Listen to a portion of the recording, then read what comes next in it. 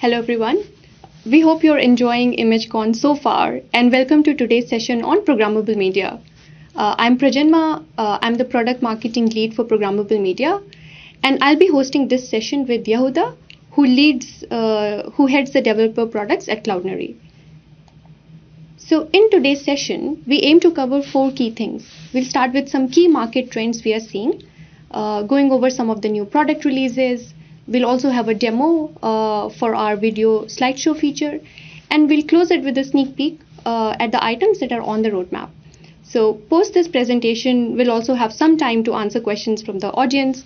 If you have any questions throughout the presentation, you can feel free to drop your questions in the chat.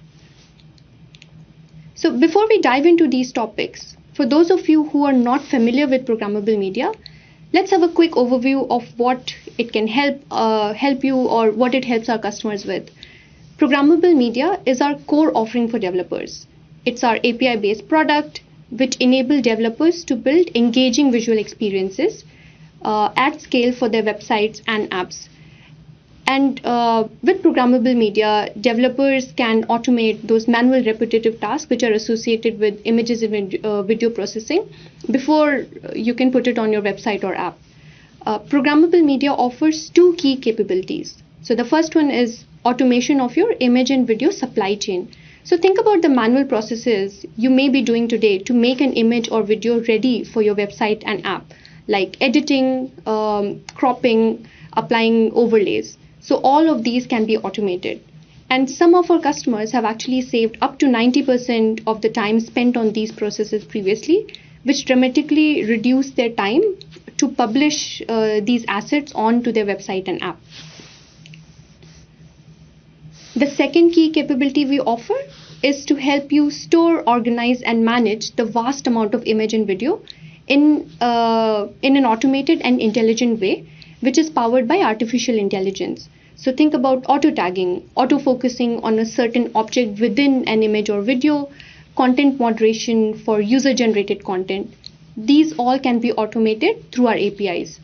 And since we work with a wide range of companies across multiple industries which have different tech stack, we are built to integrate and play well with these different tech stacks.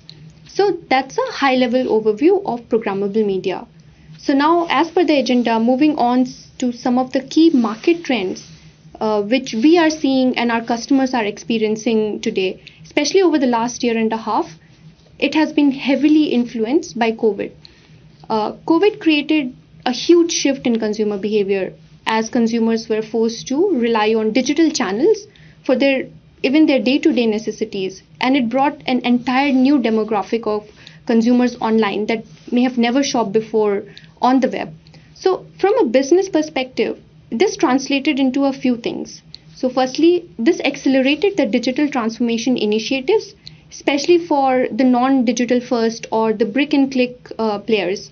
This became a top of mind as these businesses had to do away with the physical channels almost entirely, and online became pretty much the only way to connect with consumers. Now, this shift to digital was massive and it almost had to happen overnight. With increasing pressure on the bottom line due to COVID, it wasn't feasible for businesses to just keep adding more and more resources. So hyper automation started gaining even more traction. So whatever can be automated, businesses started to get it automated, saving crucial time and resources. And the third trend that we are seeing is the tremendous growth in video. The rise of social networks like TikTok and Instagram's pivot to video meant that billions of people started consuming more and more short form videos, which created an opportunity for businesses to also leverage on this trend. Also, in absence of a physical touch point, consumers started relying on product videos even more than before to get an almost real life experience of the product. So since our customers are experiencing these firsthand, our product releases have been guided by these trends as well. And with that, I'll hand it over to Yuda to dive into what we have released this year, demo of our exciting new video slideshow generation feature, as well as the product roadmap. So over to you, Yuda. Thanks, Praj, for that excellent overview and introduction. So let's talk a little bit about some of the stuff that we've been doing over the last 12 months. First, let's talk about media experience. Media experience is one of the core promises that Cloudinary makes to you to help you unleash the experience of your media to your end users. So the ability to get those pixels out to the eyeballs of your end users in the most effective way is really, really important for us. As you know, this is a complicated and fragmented market with different platforms, different operating systems, and even different devices having preferences for different video or image formats. One of our capabilities has been the ability to correctly give the best format to your end user based on whether they're using a phone, whether they're using a laptop, what operating system, and even their network conditions. So as that market has itself evolved over the last 12 months, we've evolved with it to be able to provide for you the very latest cutting-edge formats in image and video. So for image, that's been AV1 and the new JPEG contender, JPEG XL, and for video, AVIF, for AVIF for image and AV1 for video. So we've integrated these new formats natively into Cloudinary so that you can use them explicitly as part of a transcoding or implicitly through our auto format capability. A second area where we've been very active is around automation and scalability. Praj spoke about the explosion in digital transformation, with video growth, and we've been reactive to those trends as well to try and provide capabilities for you to meet those emerging needs. One area is around video generation, the ability to take content that you've already got and compose new video content through it. And we'll actually demo that shortly, so more on that later. The second area is around media analysis or computer vision, the ability to look at an image or video and understand the subjects in it. We leverage that for you both in our smart cropping so that when you're using responsive design, we can make sure that the smaller cut of an image or video is always pointed at the most interesting content. And also in metadata inference, the ability to create information about an image or video for you to use, whether it's back office in your asset management or directly against customers in providing tag searching or other capabilities. And so what we've done with that core ability over the last 12 months is really increase our ability to ingest new machine learning content, whether it's new kinds of models, whether it's new tweaks on existing models. For example, our ubiquitous face detection algorithm has been updated so that it works well with masks, and also collage detection so that we can detect images within images and give you the right smart crop every time. A third area has been our video infrastructure. So Praj talked about the explosion in video content, and what that means is that the videos that you want to get out to your end users are getting bigger, they're getting better in terms of quality, and they're getting longer. And as you know, video processing is very, very computer intensive. And so what we've done in order to meet this really greatly expanding need is leveled up our video generation infrastructure so that we can now process much larger videos with at a higher level of quality much more quickly. And you'll feel this improvement in the speed and responsiveness of our video transformation capabilities. So those are some of the areas that we've been active there. Finally, Programmable Media is an API product. As Praj said, our users are developers who are enabling your end users to get better experiences. So for us, the developer should have a good experience as well. And a couple of the places where we've been working on that is our new SDK, which is much more action syntax driven. The result of that should be that your developers can use it much more easily, much more quickly. The learning curve is flatter, and the overtime usability is much higher. And of course, there's the actual user experience of our developer console as well, where we've been investing in new experiences for new developers, as well as improving the experience for ongoing developer users. So just to give you a brief taste of that, so this is just a screenshot of the new SDK in an IDE, where you can see some of the action-driven syntax that we've been rolling out, and we've rolled that out for PHP and for Kotlin. You can also see that we're making it easier to actually get started with the SDKs, to configure them in a more easy and streamlined way. we've also created an entirely new getting started experience for developers, which is we've already seen is helping developers actually get onto being productive and writing usable code much more quickly. What this means for you is that new developers that you bring onto the project will be productive faster. So that's also very useful. And thirdly, there's a whole new look and feel of the developer dashboard broadly. So you'll see it's got a whole new look and feel. Also, we've been really paying attention to how we're presenting data and making data accessible to you. And so all of those reports and graphs are both more pleasing to the eye and also more usable. And you'll also see we're working on taking all of that goodness and bringing it into the billing dashboard and usage dashboards as well, so that you will be it'll be even easier for you to track usage and see how it affects your billing. So that's just a little bit about the enhancements we've been making to the developer experience. We also want to show you a quick demo of our new slideshow generation. So firstly, when we talk about slideshows, what do we mean? So in this context, a slide is a piece of content. Cloudinary, as you know, works well with images and videos. And so for us, a slide is an image or a video, just like any other Cloudinary asset. These slides are basically set up in sequence with a specific duration, and then you transition from one piece of content to the other. And so a slideshow then therefore becomes content in sequence with duration and transitions. We support over 60 out-of-the-box transitions, and we're working on new ones all the time. What's really important to note is the video that we generate can then benefit from all of the advantages of any video that gets used through Cloudinary, whether that's on-the-fly generation, whether that's auto format and auto quality, making sure that the video gets delivered in the right format, at the right compression level. And finally, true to Cloudinary's heritage, everything can be specified in the URL format. Of course, you can also specify these slideshows in using an SDK or even using a template that your marketing team may have prepared for you. So let's have a quick look at what some of that looks like.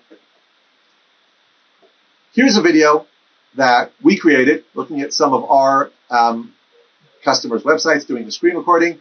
So what you can see here, if you look at the URL as the video is running, is yes, we are in fact specifying the duration, the content, and the transitions through the URL syntax. And so any change that you make to the URL will just generate a new version of the slideshow. Let's look at another example. This one is based on food, and it's using still images. Here you can see some fancier transitions. And what I wanted to also call out is if you look at the URL, you can see that we're using F-auto and Q-auto, our auto format and auto quality settings. So, right, just demoing for you how we're using just-in-time auto format and auto quality selection to make sure that this video gets presented to your end user in the best possible way. And thirdly, this is another video that we created. This one is a mashup of still images and videos, just for versatility. But we wanted to show that here we're also able to do a dynamic overlay. As you guys know, one of the things that Cloudinary can be used for is to personalize or brand content without having to do that statically. And so here, this logo and this text is actually added dynamically on top of the video content and yet delivered seamlessly as one thing. So that's just a quick demo of our video gen capability. Going back to the slides, just to finish up with a sneak peek at what we're working on and what you can look forward to seeing in the next 12 to 18 months. So core media processing, we've talked about it, media experience, we're continuing to invest here. Compression is really important. It allows you to master the sweet spot between fidelity and quality on one hand, and speed and performance on the other hand. And so we're working on a bespoke machine learning algorithm that provides image and video compression that is simply best in market. We're also working on video generation, as we've just demoed. We're continuing to invest in that area with new capabilities and usability enhancements. Thirdly, we're also looking at using 3D gaming engines to actually provide new imaging capabilities. So this is just an example. You can see there a picture of a ring, a very contoured, textured surface with dynamic lighting. with the Cloudinary logo embossed on it using 3D gaming engines. Another area that we're investing, as we've talked about, is our media understanding, media analysis, object detection.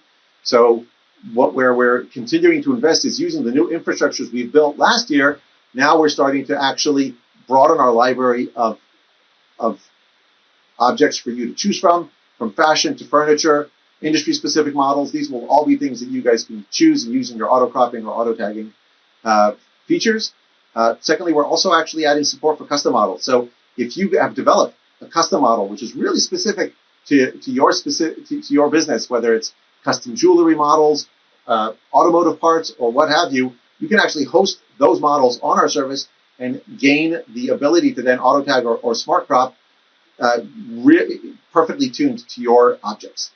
Thirdly, we're actually adding a new application for media analysis, which is image similarity, the ability to create a score between two images based on particular objects. What this will enable you to do is a number of things on the back end. You can use it for image deduplication or asset deduplication in your media library. Another application could be shop the look, where a customer looks at a particular picture of an outfit or a set of clothing and say, please show me something like that. We can use image similarity scores to provide those images for you to serve to your end customer. A third area is developer experience. As we've just seen, we continue to invest here, continuing to create a new and powerful framework for our developer console. We're also working on a new programming model. So the Cloudinary APIs that you know and love have been evolving steadily over the last couple of years, and we're actually ready to unveil a new programming model for you. It is designed to provide a balance of simplicity and flexibility for you. Of course, no worries. Your old code will continue to run through backwards compatibility modes, so you can have the advantages of maintaining all of your old code and start using the new model at the same time. Thirdly, we're also investing in our developer community, and we hope to unveil a new developer portal coming soon. Finally, just on our SaaS basics, we continue to invest there as well. API permissions, the ability for you to assign permissions to a particular API user, a heavily requested feature, hard at work in the labs. We hope to provide that for you soon. Also, budget management for you to control exactly how your spend works against your account. Also something we're working on. And finally, multi-CDN. As you know, multi-CDN is a capability that we use in all of our Cloudinary products. And this year, it's been more important than ever. It provides two main advantages. One is in redundancy or failover. When one CDN provider has an outage, we can just seamlessly shift the traffic to another provider, and we've done that for you on a couple of occasions this year. Secondly, it can also provide best-of-breed bandwidth, throughput, and latency to a particular geography. And so what we're doing this year is we're going to be adding a new CDN provider to our set of partners, which will level up both our redundancy capabilities and our best-in-class availability capabilities. So that's just been a sneak peek at some of the things we're working on. We look forward to taking questions and discussing any and all of these things with you. Thank you very much. Okay, so we are into our Q&A session. Thank you so much for listening up until now. Praj is having some connectivity issues, so I'll be trying to field some of the questions. And I just noticed, by the way, that in the demo section of the video gen, that the URL is actually cropped out of the screen. My apologies. If you want to see that URL in action, please go head over to your Cloudinary account and start using that capability. Check out the documentation, and you'll get the hang of it really quickly. So let's move on to our questions. The first question is, you mentioned hyper automation in your slides. What does that actually refer to? So it's a term that analysts are using to describe, as Praj described, the fact that suddenly we have a tremendous opportunity, a lot of supply, a lot of demand for really good quality media, and at the same time, coronavirus made it actually harder to supply that content.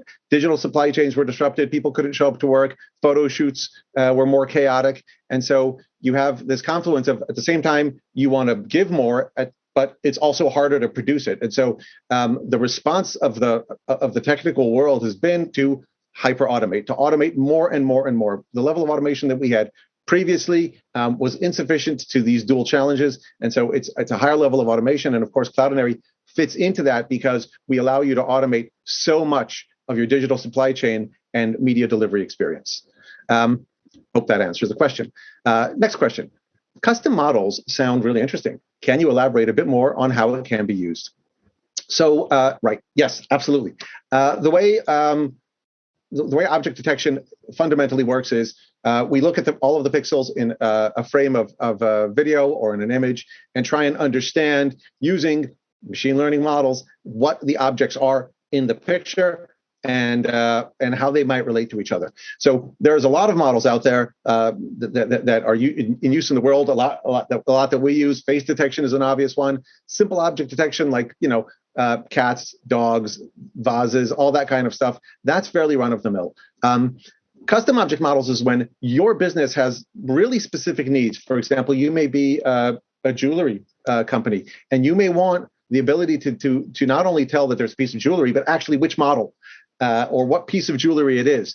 And you can work with us on developing a model or provide a model that you may have developed so that we can actually give detection around really specific pieces of information specific to your business. And then again, you can use that for auto cropping. You can use that for metadata inference. You can use that for search. You can use that in all kinds of ways. So that's a little bit about custom models. Next question. What are the benefits of the new programming model that you mentioned? I'm glad you asked me that. So Cloudinary has always been a developer product company, right? And we've added many other products for marketers and many other kinds of users. But the core of Cloudinary has always been our APIs. And these APIs have developed over the years as we've added lots of capabilities in response to your needs. And after about 9-10 years of continuous development, what we're actually ready to do is take those APIs and bring them to a new model of very clean, granular APIs, where each API does what it does, and they can be composed in a really flexible way by you. So we'll be adding things like a transform API. We'll be adding a metadata analysis API. We'll be adding a much more composable upload API. And so you'll have the ability to be more flexible, be more specific, and at the same time, compose these flows into orchestrations of functions that you can execute on our side. So we do think that this will be very helpful. We're actually going to shortly, in the coming months, actually open an alpha program for those of you who are interested in helping us shape this new generation of APIs. So look out for an announcement about that in the next coming weeks. Thank you. Okay, next question. It's the same. It's the same as we had before. Another question about the program model. So I hope I answered it. Another question. We talk about video generation on demand. What is that? Can we elaborate a bit on that? So sure, right? So as we talked about, video processing is heavy, right? We all know that. And the videos that you guys want to deliver to your users are getting bigger, better, and heavier. A lot of providers in our space actually need to pre-process those videos so that when they want to deliver them in different formats or optimize them or make obviously any creative changes to them, that's got to be done offline. And so we kind of want to move forward to a place. We are in a place where we can do a lot of that processing on demand, and we've really leveled up our infrastructures there so that we can manage even larger and richer files. So it's really about you being able to get your content out more quickly, more responsively, and with less weight for your end users. Hope that answers it. Next question. You mentioned a new API mechanism. How will this be different from the existing APIs? Moreover, are you thinking of GraphQL for the APIs? We're not specifically thinking of GraphQL, though it may be relevant for some of the transformation calls. We are looking at basically the Open API standard in general, and it will be different from the existing APIs in that it will cover the same functionality, but it will be more granular. So if you're a user of the current APIs, you know that the upload API is tremendously powerful. You can do all kinds of things with it. And it lets you kind of combine a whole bunch of actions into one. and it allows a certain amount of flexibility. And in the new APIs, we want to kind of decompose it so that you've got a specific moderation API, a specific upload API, and a specific transformation API, so that you can control exactly how things are happening and in what order and what logic you might want to interpose in between those calls. So again, more flexible, more composable, but we'll still offer you convenience flows which let you do a single call to our system and get all of that done. So it's kind of best of both worlds. Hope that helps. So we're close to the end of our session, and those seem to be the questions you guys had. So thank you so much. On behalf of Praj and myself, thank you for your attention and your engagement. Hope you enjoy the rest of ImageCon, and do check out the Media Optimizer session coming in the next hour. It's awesome. Thanks so much. Have a good day.